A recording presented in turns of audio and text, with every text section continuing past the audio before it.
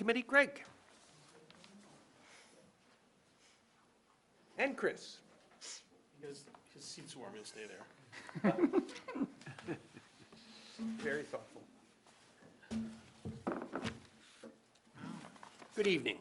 Good evening. Come equipped. It's been a rather busy month for the building project, all geared towards the month of December 2019. Where in 2 weeks, our project manager and architect will be filing the fruits of our labors with the MSBA in Boston to show them the work on the schematic design. This is part of it, a set of plans of the schematic spaces, shows where the boxes are, what the campus will look like potentially. It doesn't have square footage of each box, but it has where the classrooms are going to be. It shows what gets demolished. It shows what some of the finished product's going to be, all in the efforts of bringing to MSBA a complete program with making sure that no costs, no issue has been left behind, so that the budget that we have before us, I'll get to that shortly, make sure that we don't miss anything, because we can't go back to the towns, we can't go back to the state. That $140 million we filed last year is the cap. So to that end, we have been working hard to refine the program, as I said to you last month. And the first group that did a lot of work was Chris and the staff at the high school, looking at the educational plan and its demands on spaces, and those spaces define some of the costs of the project. So the first thing I'll share with you, the project has been reduced in size and cost. The first thing I mentioned months ago, people seem to forget, was that we saved the $1.1 million in the asbestos abatement program. So that was not found money, but it's money that came off the top real easy. Chris and the gang, the team looked at all the spaces and reduced size of offices, reduced size of support spaces, trying really hard not to touch educational spaces. That was a reduction of 2,500 square feet for a value of a reduction of $1.875 million. The roof and window payback to the Commonwealth of Massachusetts from the program we did 5 or 6 years ago, that has been reduced by another $500,000. So that's, it was $1.5 million, it's down to $1 million. So we saved $500,000 there. We then looked at, there was an allowance in the budget for a maintenance facility of $1 million. And the maintenance department it's going to grow and evolve, kind of like what Chris was talking about, the whole budget process. So right now, we're going to keep the original maintenance building that you see out by the football field. That was at one point designed to disappear, but it's kind of critical to some of the things we need to do, so it's going to stay. There's going to be a new loading dock area behind the gymnasium. That has 2,300 square feet of space that is earmarked for the maintenance department. So of the $1 million that I spoke of in the beginning, we reduced that allowance, because there was never a building attached to that, it was just a pot of money. We reduced that by $750,000. So we still have $250,000 for some type of a maintenance facility somewhere down the road. And the reason I phrased it that way is this is a almost 3-year construction project, and as the project moves forward, we'll have a better idea of the space and where it's located and what we really need to add to the maintenance department at the end of the program. And the last thing, again, Chris and the staff were very good about looking at, was the new proposed wing of the property, the project, has a 3rd floor. On that 3rd floor is a combination of 2 science classrooms and 4 regular classrooms. By redesigning that 3rd floor, by taking the 2 science classrooms, leaving where they were, and adding across the hall 2 regular classrooms, it allows us to reduce, I called it the pod of 4 classrooms at the other part of the 3rd floor, by 2 classrooms, and therefore saving the construction of that 3rd floor a stairway, and other accoutrements that goes into those classrooms, to the saving of $870,000. Now, as I mentioned months ago or weeks ago, has been an ongoing conversation with MSBA. They say Nassau Regional High School only needs 31 classrooms. We have been saying we need 35. So we did the Solomon thing, and we took away 2 classrooms, and the project manager and the architect feel MSBA will look very favorably on the fact that we reduced 2 classrooms and allow all the other things that we've been asking for to go through. And we won't know that for a while, but they are very confident that, to use their term, they can sell MSBA on the fact that we have given ground, we have reduced the project in efforts to make it look and show them that we are serious about getting this project and trying to keep as many people on board as possible. So to that end, we had a original cost estimate that was almost 6 months old of $138,600,000. With the reductions I just talked about, it was over $6 million in reductions. So we were down to $132 million for a project cost. And that is where we are today, and that's where we're going to stay. The other things we have reduced, we sat yesterday morning, these go by quickly. We actually, yesterday afternoon with the design team and the art project manager, we had a frank conversation about their fee schedule and their fee structure, and they have agreed to reduce their fees. And right now it's in flux, only because we have to, Jim Nowak has volunteered at the business office to bird dog the final results, but somewhere between $200,000 and $400,000, between $200,000 and $400,000 was reduced from their fees. Again, to the bottom line of this project. They understand where we're headed and trying to make this as efficient and saleable as possible without identifying or without hurting the educational program that we really want. So all those things combined brought the process down to what we asked from the building committee a month ago, and that was for the project manager and the designer to look at giving us 2 cost estimates. Because the whole process about this schematic design and all the steps I just outlined was to get a cost estimate that's been updated. So what happens is that the architect has a cost estimating company called PMC. They do a cost estimate for the architect based on all the drawings and all the issues I talked about, things that we make sure didn't get lost in the weeds. And our project manager actually started in the business of construction as a cost estimator decades ago. So they do their own cost estimate in-house as part of their service to us. So they sat last week for several days and looked at page by page, space by space, issue by issue, and came up with a cost estimate for 2 different scenarios. The first scenario was called Design, Bid, Build. You've heard me talk about that a couple times before. Could you just go over that again for a little? No, sorry. DBB. And the other one is Construction Management Risk. So those were sent to me Friday afternoon around 5:45 p.m.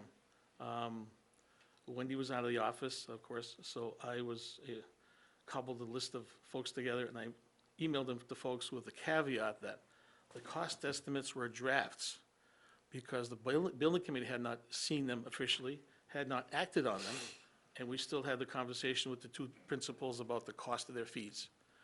So, as I said to folks, don't get married to those numbers because they're going to change. And here we are less than a week later, and they have changed as of what we did yesterday at the building committee.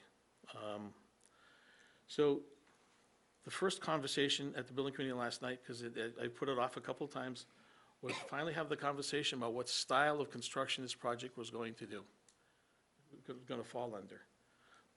And that was design bid or CMR. So the first one we tackled was design bid. And I have to tell you, I'm extremely proud of the group we have. We've had this conversation a minimum of 3 times, probably 4 or 5 times. And every time it has evolved, people have better understanding of what the project is like, what the program is like, and it's getting your head around the what-ifs. Because this is basically, because no one's done this except a couple of us on the building committee. So for other folks, it's not a leap of faith, but it's getting a comfort level with what we're proposing. So the design bid program is basically like every other project we've done. The architect and the project manager put a set of specs together. They draw every corner, every detail to how the moldings meet in each room, how the door sits, what kind of finish around the door, what the ceilings look like, what the floors look like, that type of thing. And that goes out to bid. Contractors look at it. They bid on the pricing. The subcontractors bid on it, and they cobble all the bids together. And you accept for the most part, the low bid folks to do the project for you. Yeah.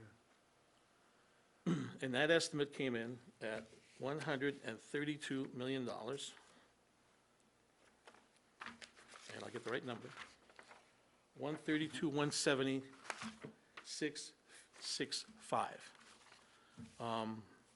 So it pretty much mirrored the reductions we had done in the program. And it was comforting to see that we had done our due diligence to show folks that we promised we'd refine the program.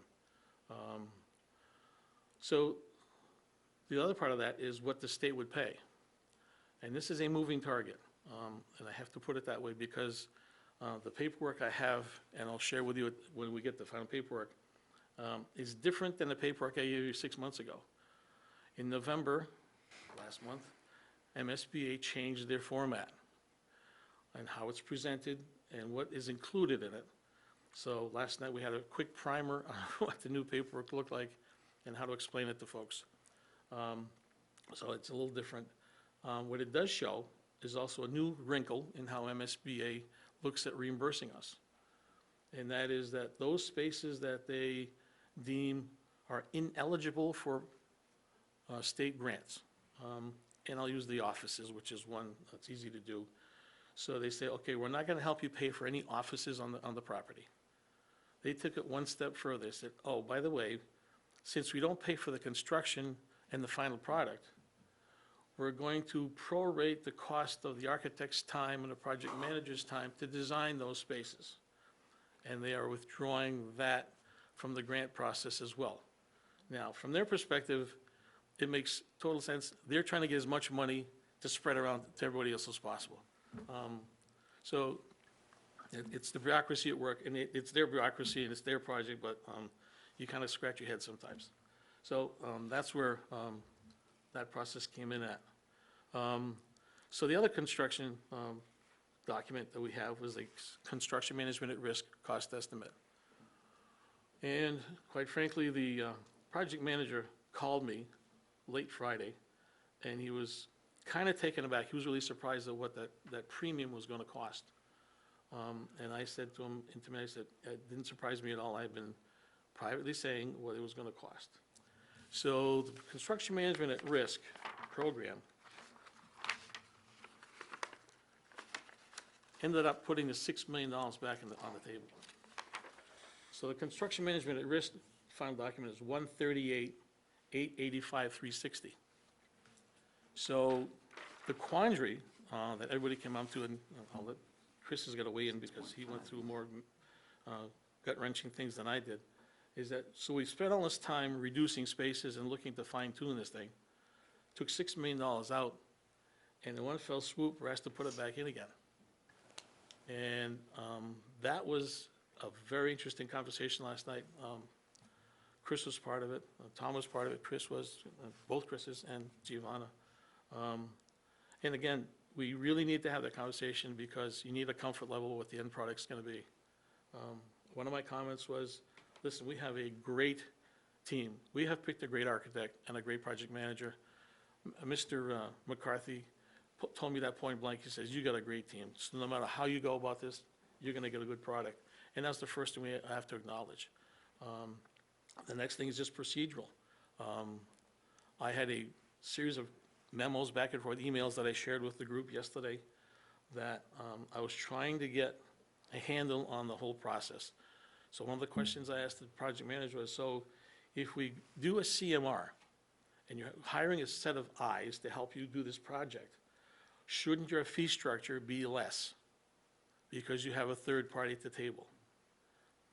And the response was, no, it's more work for them to have the third party, because they generate more paperwork, which was a surprise, I think, to a lot of folks in the room. So then I said, the next question to follow up was this: so if we do design, bid, build, because you don't have the third party, shouldn't your fees be higher because you're doing more work? And the response was, no, that's kind of the level, that's like the base level of providing the services. So, long and the short of it, folks, is that after 2 hours last night, 2 hours 2 weeks ago, and 3 hours once ago, the building committee took a vote that we are going to go to Boston with the plans and specifications and the schematic design and ask to do a design bid build project. Wow. Okay? So, the numbers I just shot out at you, the 132, is going to change because I said the numbers for the fee structure have not been built into this. And the project manager has to refine the cost estimate to make sure it's accurate enough so that we can submit that to them in December.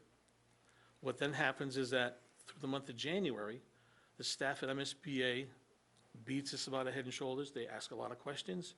That's what they're paid to do, and that's how they help us.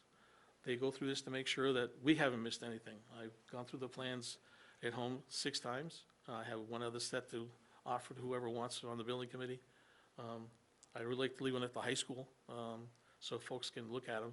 We have them electronically, but unless you have a 4-foot by 4-foot screen, you really can't get a flavor for what these things look like, because the print is less than 32nd of an inch high. So they want to make sure that they go through, we haven't missed anything either. And then at the end of January, the staff submits this to the full MSBA board for a potential vote on our project February 13th, 2020. At that point, they will solidify, finalize that they are accepting Nassau Regional High School building program in the project, in their schedule, and they will put the money aside for us with our name on the account, so that when we go to the 4 towns, we can tell them directly how much the Commonwealth of Massachusetts is going to be offering to help us with, and the parameters of those costs, and the parameters of those benefits. So, again, preliminarily, tonight, and again, this is gonna change in probably 24 hours, with a roughly 30, on the design bid build side, a roughly $37 million grant from the Commonwealth of Massachusetts. Right now, the cost of the 4 towns is $95 million. If you remember our process, that's roughly $4 million than a project that was just code upgrade with no state help whatsoever. So that's at this point where the project is, and I really want Chris to pipe up and explain to what he and the staff went through. What we went through, you got a couple hours. Yeah. So the short version, we were able to maintain the integrity of the educational program by not cutting into the classroom spaces, really. We made everything, as Greg said, everything else as small as we could. There's no office more than 120 square feet. We squeezed as much out of it, and we were very, I think, careful and responsible about not cutting so deep that for the next 45 or 50 years, we'd say, oh, we wish we hadn't given up on that.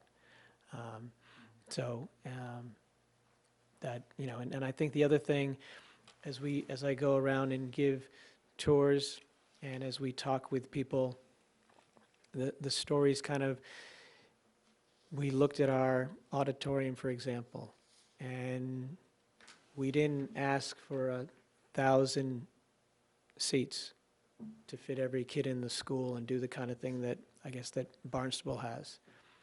And we didn't want to settle for the 600 that we have because our research told us that 750 was the right size.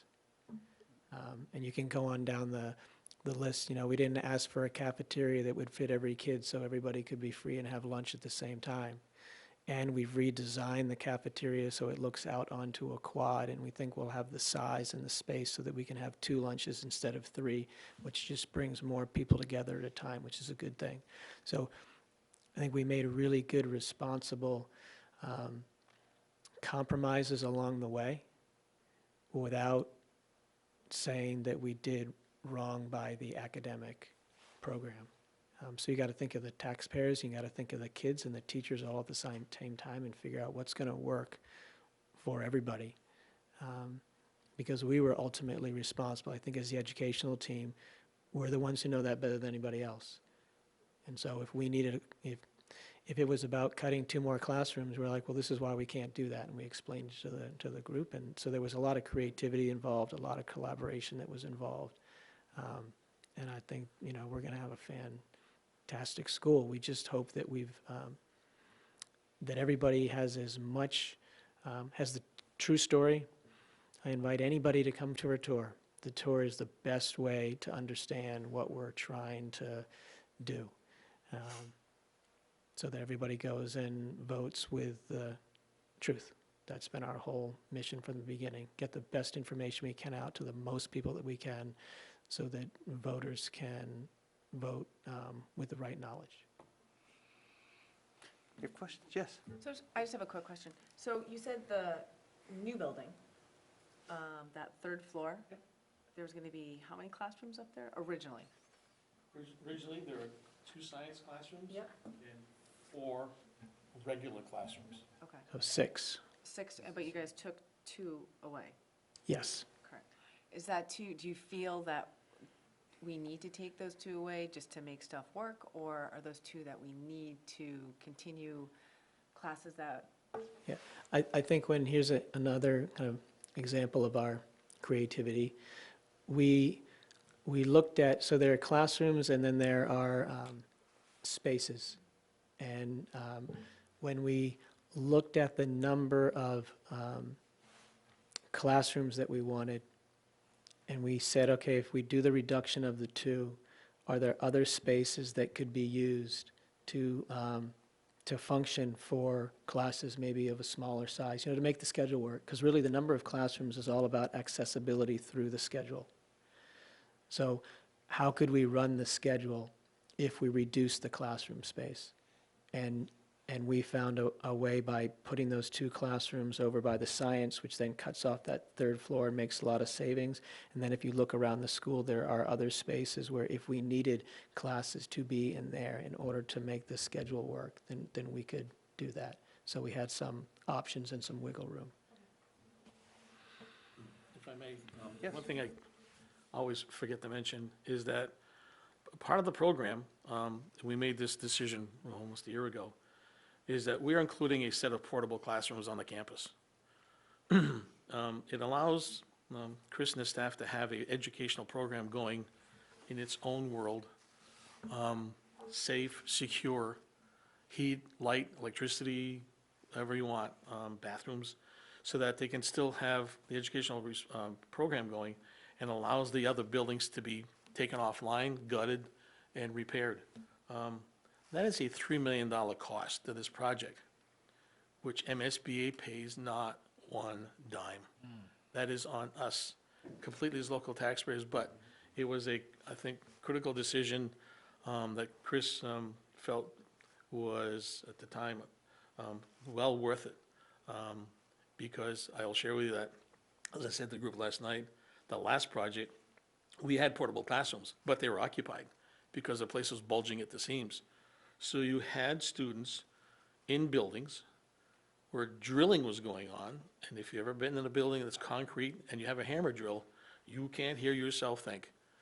And the staff put up with that, and Tom put up with that for a year and a half, and it wasn't pretty, so we don't want to do that again. So that's why the portable classrooms are extremely important to this program, and that's why they're part of the drill. But, so if you look at the 132, you take the portables out, we're down to 129. And the actual construction cost estimate is about $104,000. Excuse me, 104 million, I'm sorry. Like 104 million. Wait a minute. That'd be nice. A lot of overhead. It's been a long week. Yeah, exactly. Other questions? Yes, Ian? Just a quick mention on that. You guys are purchasing those used from another, the Yep. portables. Yes, Is there a chance that we sell them after that fact? Are they used up after? that's a good question, we won't know. It's the town of Lincoln. Matter of fact, they put them online 6 or 8 months ago. And by the time we're finished getting the project passed, designed, and out to bid, it'll be almost a year and a half, almost 2 years, and they'll be done with them. So it'll be real close timing for us to purchase them for the grand total of $1. It just, the other part of the money is moving them, getting the site ready, and hooking them up, Gotcha. and that type of thing. So that's part of the program. If you want affordable, let us know. Yeah. Oh, we're just going to surplus them Yeah. a year later. Yes. Other questions? Yes, Dick? Chris, you mentioned the auditorium and the cafeteria. Yep. It appears that neither of them can hold the entire student body. Right. Where do you have an all-school meeting? Graduation. Oh, So- not during the week? So imagine 942 adolescents in one space, Yeah, and you're making a presentation. You haven't been in education very long. That's not going to go very well, right? So when we have audiences and presentations for our kids, what we do is we organize them by grade level or multiple grade level to get at a cap of maybe 400. That's about as captive an audience to have a really productive, event. And if we ever want to pull all of our kids together, we can do that in the gym. But it's not something that we do on a, we have homecoming and other school-wide events. But we don't need to, nor do we have a desire to put the entire school population into a theater for weekly presentations or time. It's just not how kids are built. I would say it's unfair to expect 942 adolescents to be focused on one thing that's happening. So it just isn't something that we need. And the same thing with the cafeteria. You go to lunch at the high school, you would think there's probably 300 kids in the school. And there's more like 1,000. And that's because it's broken up into smaller groups. It's the same reason that because the school is broken up into smaller buildings, and there's that movement is all outside, you never feel like there are more than 300 or 400 people on campus, but there are 900 kids that are there, plus, around 200, 150, 200 adults. So we thought a lot about the feeling in the space of community and how that was going to be, and did we need this really big space to pull everyone in? That's just not how we have operated. Right, excellent. Other questions? Yes, Robert? Yeah, just a quick question. I think, Greg, when you started talking, you mentioned the 132 was there to stay for at least a little bit. I just want to make sure, I know there's going to be changes later on. It just sounded like I shouldn't expect any more movement in the near future. I want to make sure I didn't misunderstand. You didn't misunderstand. There will be slight movement in that 132 because it was generated last Friday. The meeting for fees was yesterday afternoon. So they're going to refine that and get me a copy that will be the numbers submitted to the Commonwealth either tomorrow at the latest Monday. Unfortunately, the architect was out 4 days with sick. He's got young kids at home that just bring the germs. So he spreads around the house. But yeah, so it's going to be that number. And that's again, a draft number, but it's where we're submitting. Again, MSBA has not weighed in on this. They have a lot to say about what ends up happening here. They may kick it back. We don't think so, but they may kick it back and say, do it over, but we doubt it. But anything's possible. So, yeah, so again, this is a moving target. Don't get enamored with the numbers. We're in the ballpark, very close. That's where we are. Thank you. You're quite welcome. Other questions? Gentlemen, thank you very much. Thank you very much. So we move on to agenda item D,